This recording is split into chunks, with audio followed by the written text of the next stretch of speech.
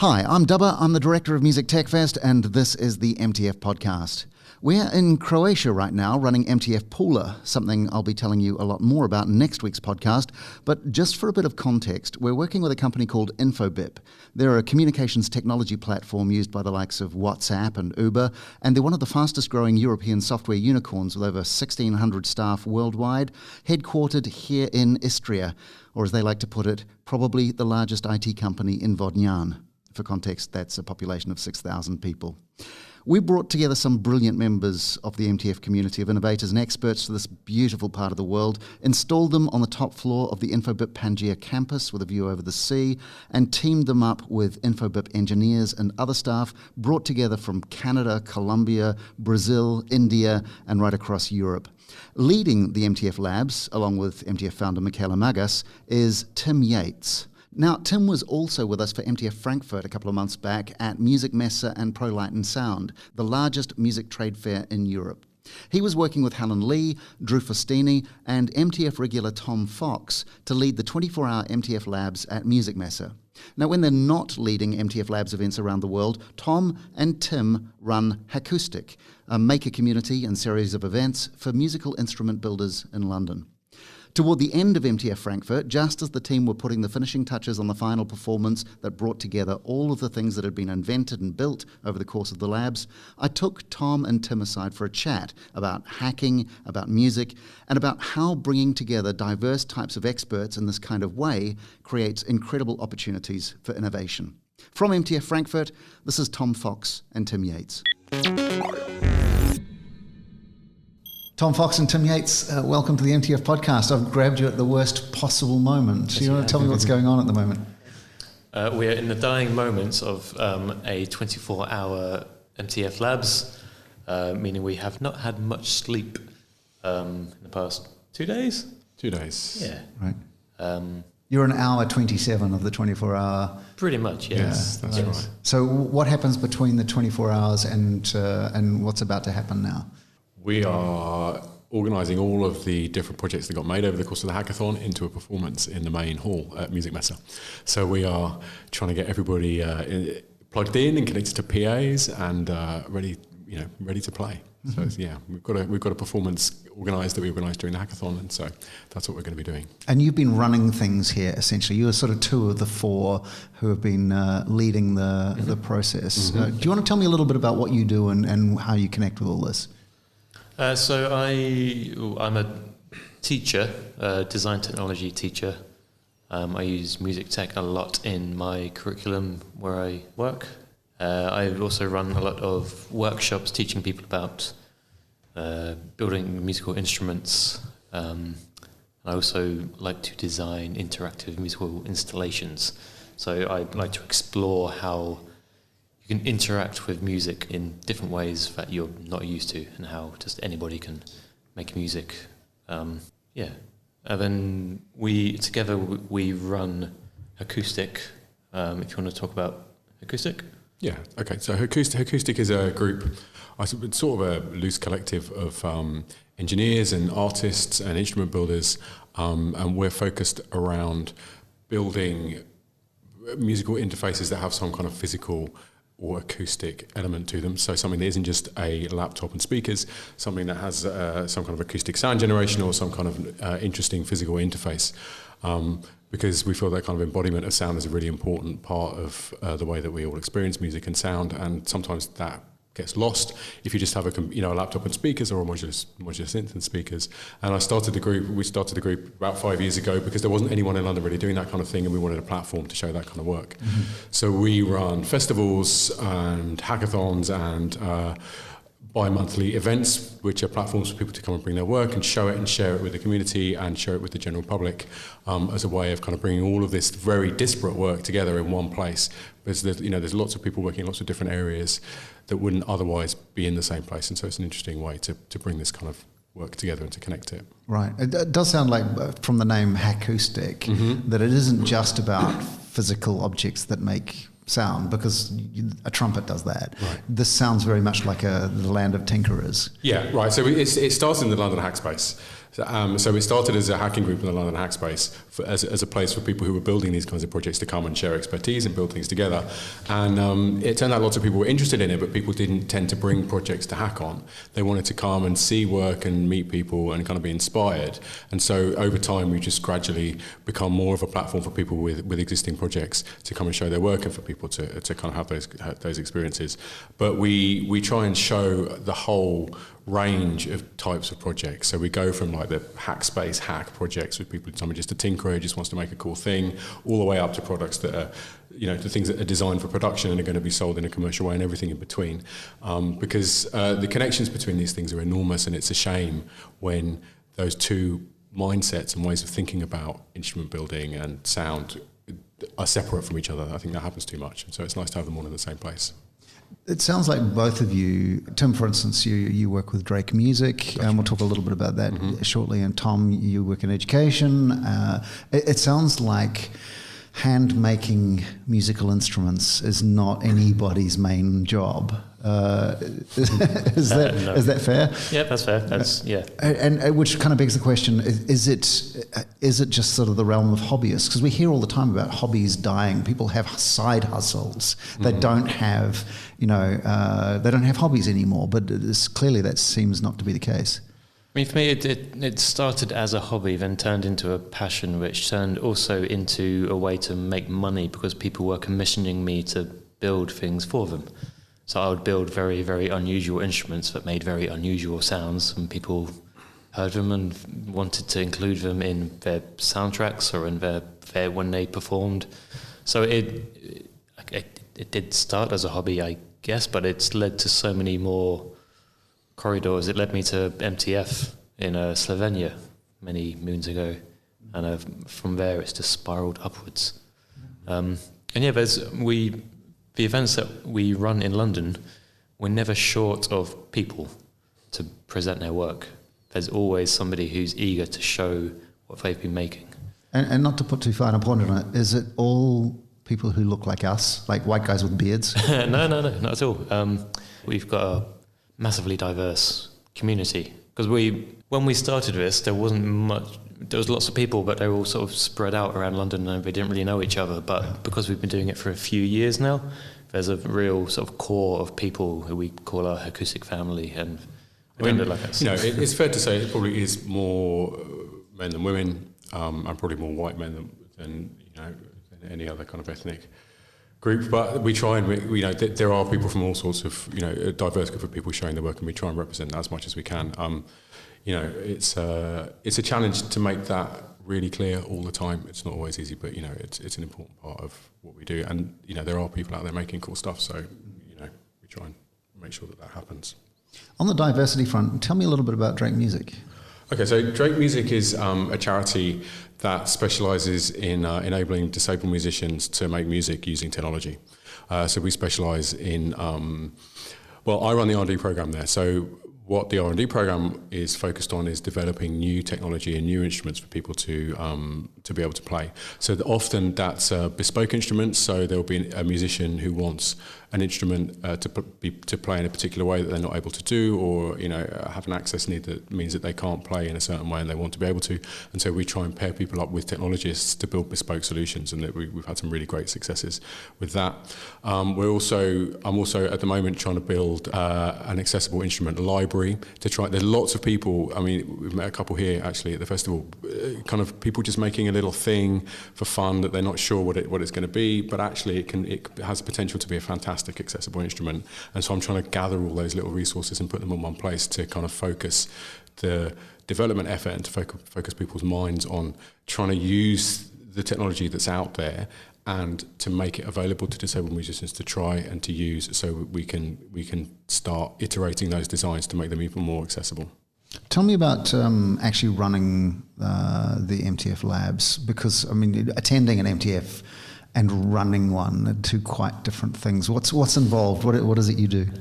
There's a lot more pressure to make sure things are cohesive and that everyone's working towards a common goal. A lot of people come to these events with an idea already in mind, and they're quite sort of focused on doing what they came here to do. So the best thing about these events is getting people who wouldn't even have an opportunity to work with each other, get their minds crossed and see what comes up.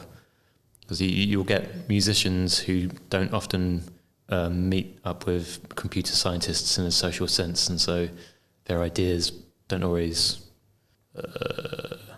intersect, I guess. Yeah, that's the word, intersect. Yeah. I'm very tired. Nobody's surprised by this. So it's quite important to get people to collaborate and properly collaborate and get the ideas flowing between different specialties. Because there aren't many places where that can happen except places like MTF, right? Where you get such a wide range of specialties in one place. Yeah, I mean, I think a lot of people come with a particular idea in mind, but actually, if you ask people now what they've made, at the end is not at all what they originally were intending, because that happens in people's ideas. You know, everybody here is really interested in the world and really curious and interested in pushing their own practice in new directions.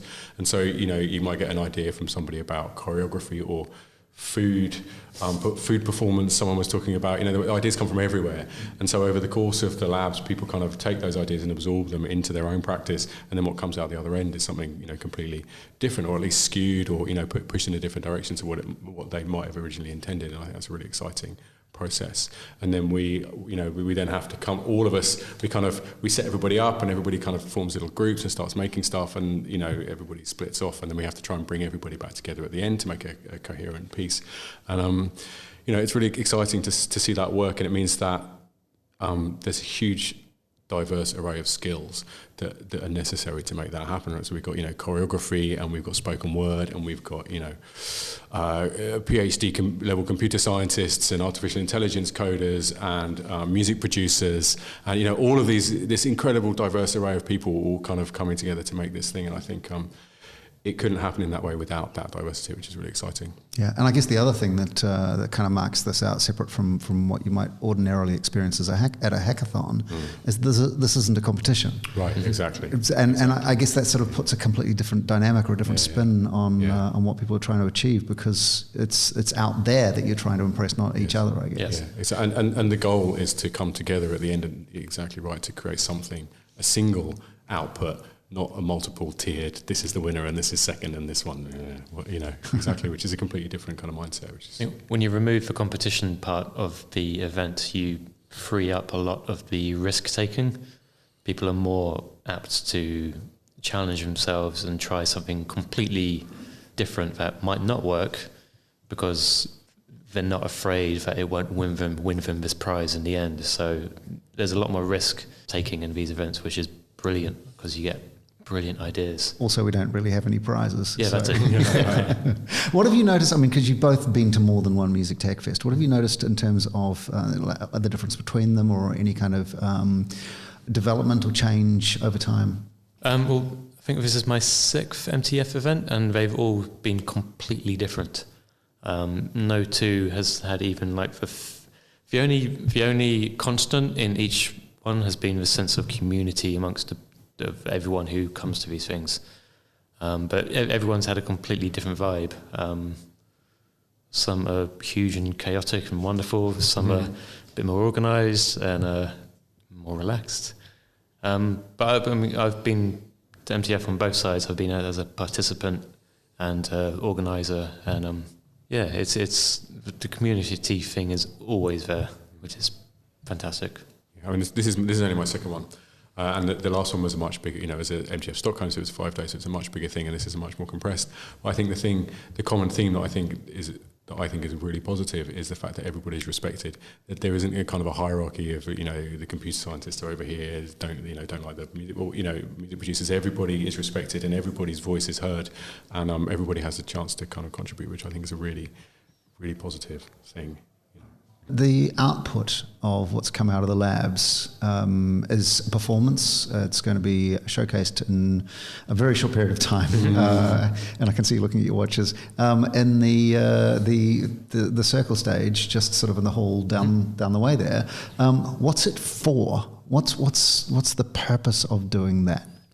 I was talking about this actually earlier, but I think you need a goal.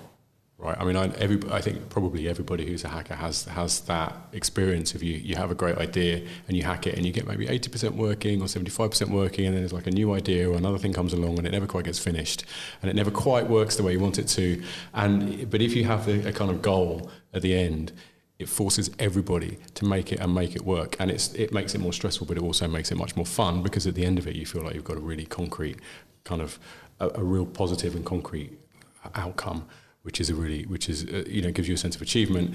And because you're then doing that in partnership with everybody else in the room, it means that you kind of collectively have this sense of completion at the end, which if you didn't have that as a focus, you wouldn't have, and I think it would be a much poorer event for it. It really focuses everybody's mind, and it means that it's not just about the technology, it's also about all those other skills and all those other interesting ideas that people can bring in, which otherwise wouldn't be able to have a platform and be part of the process. What can an audience get out of that? They will get to see what kind of crazy stuff that we get up to as a community.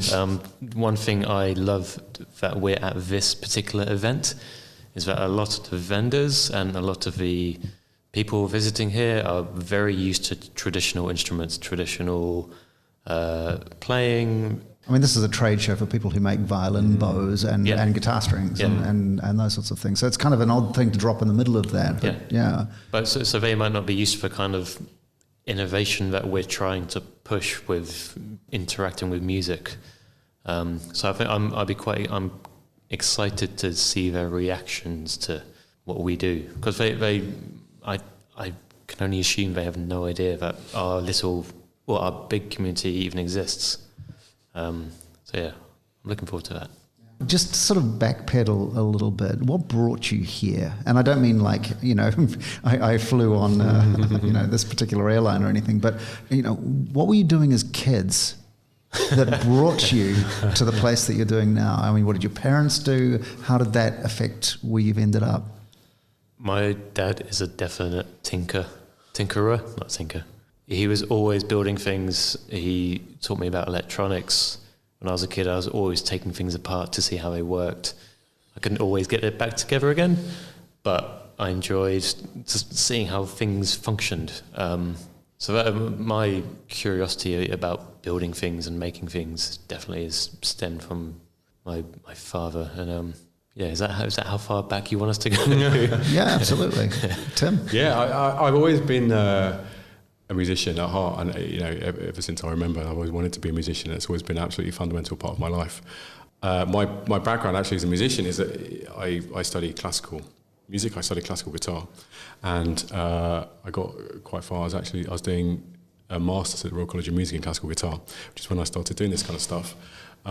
Because I got frustrated. I was also doing composition, so I actually studied composition as well while I was then switched to a composition master's, because I got frustrated with the limitations of a traditional instrument, because I started to experiment with materials and found objects and sound and toys and things like that. And if you're playing a £250,000 Stradivarius or whatever, then you can't scrape it with a piece of metal and bash it and hit it, because people get upset if you do that kind of stuff. You've got a Steinway similarly. Well, you can, but not twice. Right, exactly right. That's it. So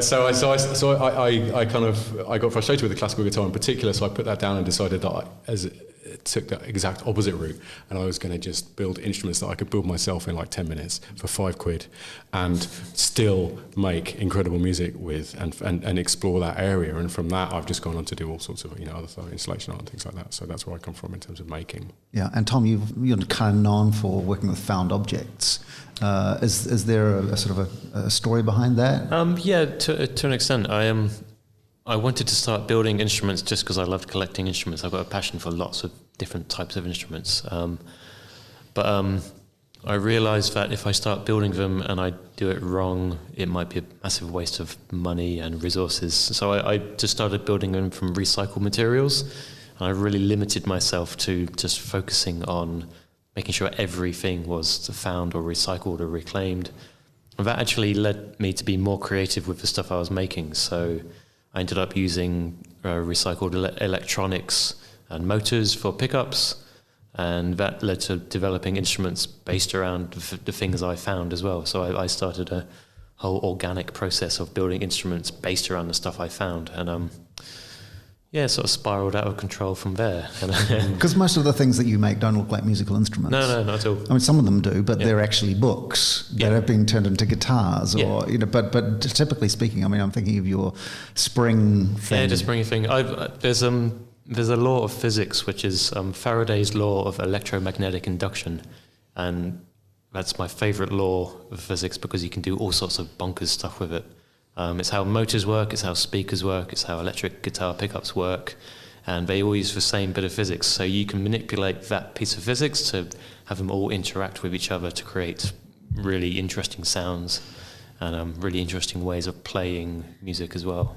How much of a Venn diagram overlap is there between interesting sounds and good music? I think they're more or less completely overlap. You know, I just think that there are more interesting sounds out there than often get. You know, a lot of the most interesting sounds I feel get engineered out of instruments, right? And so what we can do as hackers is we can kind of make things in a way that we're not engineering any of that stuff out, and that means that you can explore that territory in a way that just isn't available in a more engineered environment. You know, all those rough edges, all these things, the things that might be a noise if you're playing Beethoven, but if you're kind of exploring sonic textures, actually is the meat of the material that you need, and that's the depth. That's where the depth comes. And so the opportunity in finding those edges is enormous, and there's an infinite amount of that stuff out there, you know, to explore. And so I think that obviously there's a place for those engineered things. You know, Beethoven is wonderful, but it doesn't end there. It just expands the Venn. It really just expands the Venn diagram from this small circle in the middle and then noise to actually just like an infinitely sized Venn diagram of cool and interesting stuff. That, you know, everything. Right. So what are we going to see on the stage? We've got lots of gestural control. We've got 10 microbits connected together to control sampled wave files that people have also used in the composition from the trackathon side. So we're doing stuff like that. We've got so I've got a sculpture, a tree, sonic sculpture, which uses capacitive touch, and synthesis on a Bella board to generate a kind of cool interactive installation. We've got a modular synthesizer that uses a piece of physics equipment that records gravity fields. So it's for gravity synth that's going to be playing some stuff. Yes, there's an inverted record player. Oh yeah. They've made inverted impressions of a record. Yeah. Bernard's made inverted impressions of a record, and so we're going to hear a kind of... All the highs are actually now low, and all the lows are now actually high, so the whole bandwidth has been flipped. Making those... And a bunch of other stuff. Loads of really cool... And it's your job to try and make those all into one thing. All of these things, exactly right. Yeah. So, you know, it's been a fun day. Wow, fantastic. Well, absolutely good luck with that. Thanks, guys, for being part of this today. Absolute pleasure. Cheers. Thanks for having us. Thank you. That's Tom Fox and Tim Yates at MTF Frankfurt a couple of months back, with huge thanks to Musikmesse Frankfurt. Right now, Tim's here in Croatia with us, leading the MTF Labs at InfoBip, which has been incredibly inspiring and, in a way that we hadn't anticipated, absolutely groundbreaking. And so, of which, much more next time round. In the meantime, have a great week, and we'll talk soon. Cheers.